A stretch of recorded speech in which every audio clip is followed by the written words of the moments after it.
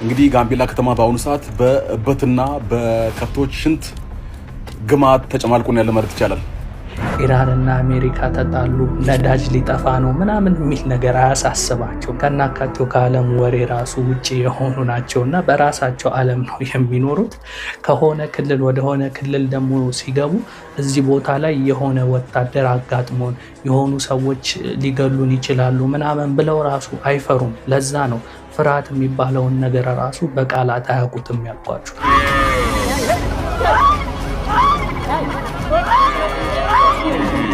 በሬ ጋላቢዎቹ ፍርሃት የሚባል ነገር ያልፈጠረባቸው ምናልባት ቃሉንም ሁሉ የሚያውቁት ሁሉ አይመስለኝም። እነዚህ ማህበረሰቦች ፉላኒ ወይም ደግሞ ፈላታ ይባላሉ። መነሻቸው ከምዕራብ አፍሪካ፣ ናይጄሪያ፣ ማሊ፣ ሴኔጋል ሲሆን እነዚህ ማህበረሰቦች እንግዲህ ጥንካሬያቸውን በጉዝ ነገር ብንገልጸው ብረት ማለት እንችላለን። ፌሮ የሆኑ ማህበረሰቦች ናቸውና ዓለም ላይ እንደውም እንደነሱ አይነት ጠንካራ ሁሉ ያለ አይመስለኝም። እና ፍርሃት አልፈጠረባቸውም ያልኳችሁ ምክንያት ደግሞ ከአንድ ሀገር ወደ አንድ ሀገር ሲያቋርጡ መስሚያቸው ጥጥ ነው። በቃ ማንንም አይነኩም። ግን ከነካቿቸው ምናልባትም ስተዋቸው ቀጭን ምናምን ሊመስሉ ይችላሉ። ነገር ግን ቀነጣት ሰው ሁሉ ነው የሚጥሏችሁ። በጣም ጠንካራ ናቸው።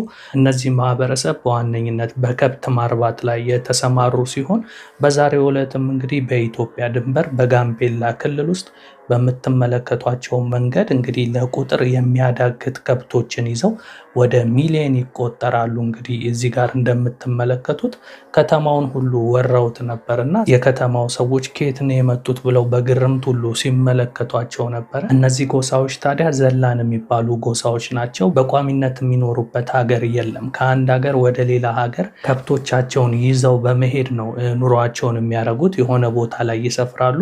እዛ አካባቢ ያለ የግጦሽ መሬት በሚደርቅ ሰዓት፣ ውሃ በሚጠፋ ሰዓት ደግሞ ሌላ ግጦሽ ወዳለበት እና ውሃ ወዳለበት አካባቢ ተነስተው ከብቶቻቸውን ምናምን ይዘው ነው የሚሄዱት። እና በመግቢያ ላይ ለዛ ነው እነዚህ አካላቶች ፍርሃት የሚባለውን ነገር ከናካቴው አያውቁትም ያልኳችሁ። ለምንድን ነው? ከሀገር ሀገር በሚያቋርጡበት ሰዓት በጫካ ውስጥ አውሬ ያጋጥማቸዋል፣ የተለያየ ነገር ያጋጥማቸዋል። ታዲያ እነዚህ ሰዎች እኛ በአያቶቻችን በቅድመ አያቶቻችን የምንሰማውን አይነት ጀግንነት አንበሳ ገዳይ፣ ነብረ ገዳይ ምናምን ሲባል የሰማነው እኛ በታሪክ ላይ ወይም በሌላ ነገር ላይ ነው አይደል? እነዚህ አንበሳም ሆነ ሌላ አውሬ ከመጣ አንድ ከብታቸውን ሳይነካ ድራሹን ነው የሚያጠፉት። እና ለዛ ነው በጣም ጠንካራ ናቸው፣ ምንም ነገር የማይበግራቸው ማህበረሰብ ናቸው ያልኩበትም አንዱ ምክንያት ለዛ ነው። ስለ ጥንካሬያቸው ደግሞ ለማወቅ ሌላ ምንም ጠንቋይ ቤት ወይም ደግሞ አዋቂ ቤት መሄድ አይጠበቅባችሁም።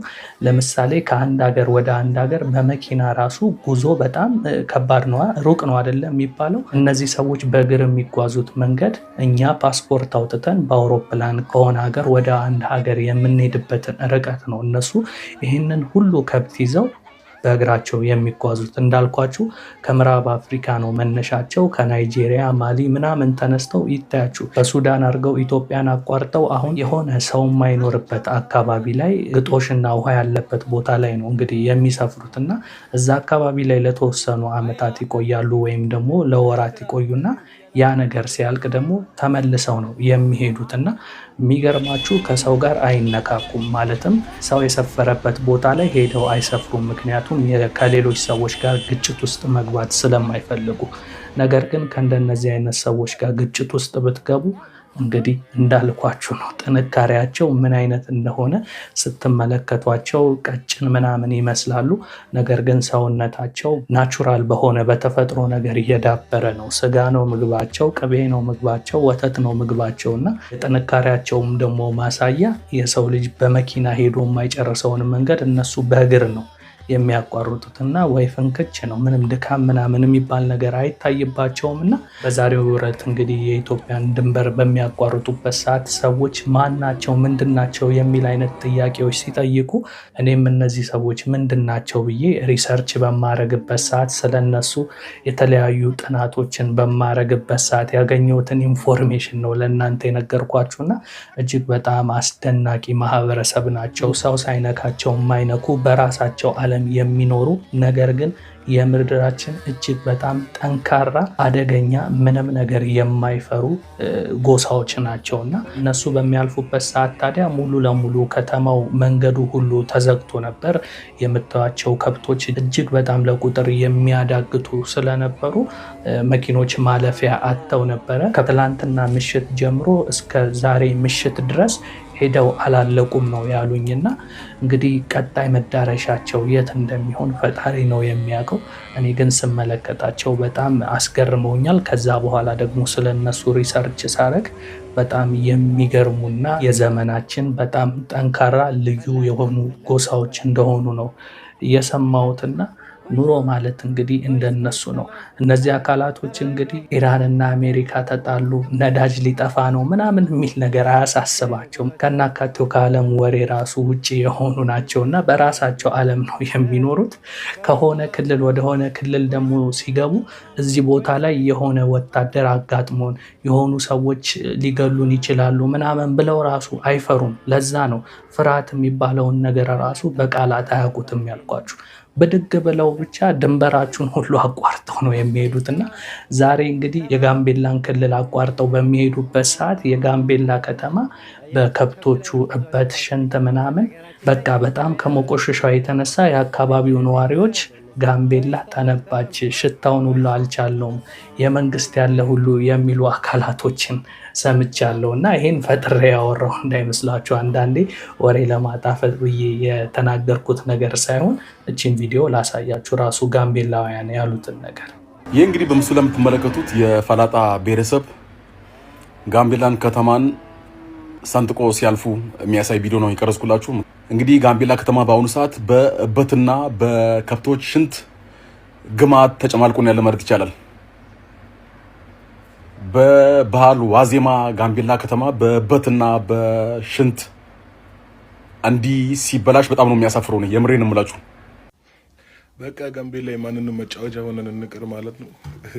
እንግዲህ ከትላንት ጀምሮ ከፕሬዝዳንቱ እስከ አመራሮቹ፣ ከአመራሮቹ እስከ አምቡላንስ፣ ከአምቡላንስ እስከ መከላከያ መኪና፣ ከመከላከያ መኪና እስከ ፌዴራል ፖሊስ ምናምን እያለ በእግሩ እንዲራመድ ያደረገ ክስተት ልንገራችሁ።